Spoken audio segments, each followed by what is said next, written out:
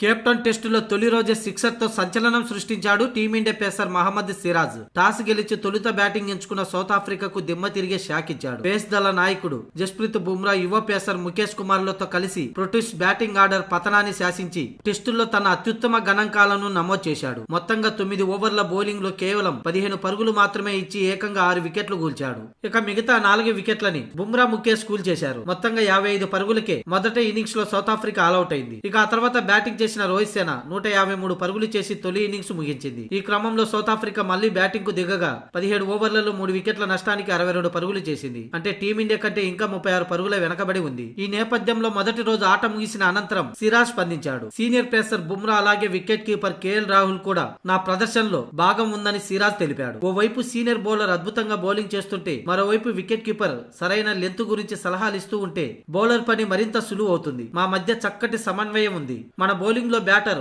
4 నుంచి 5 బౌండరీలు బాదినప్పుడు ఏ లెంత్ తో బౌలింగ్ చేయాలన్న విషయంపై సీనియర్లు సలహాలు ఖచ్చితంగా పనిచేస్తాయి అని బుమ్రా రాహుల్ పై సిరాజ్ ప్రశంసలు కురిపించాడు. ఇక రెండో రోజు ఏం జరుగుతుందో ఊహించలేమన్న ఈ రైట్ ఆర్మ్ పేసర్ వీలైనంత తక్కువ స్కోర్ కే సౌత్ ఆఫ్రికాను కట్టడి చేయడమే తమ లక్ష్యమని పేర్కొన్నాడు. ఇప్పటికీ టీమిండియా ఆధిక్యంలోనే ఉంది కాబట్టి రెండో రోజు సానుకూల ఫలితం రాబట్టగలమనే నమ్మకం ఉందని సిరాజ్ పేర్కొన్నాడు. ఏదేమైనా తొలి రోజే న్యూలాండ్స్ పిచ్చి నుంచి ఇంత సహకారం లభిస్తుందని అనుకోలేదని 55 పరుగులకే ప్రత్యర్థిని ఆల్అౌట్ చేసే అవకాశం వస్తుందని ఊహించలేదని సిరాజ్ అన్నాడు.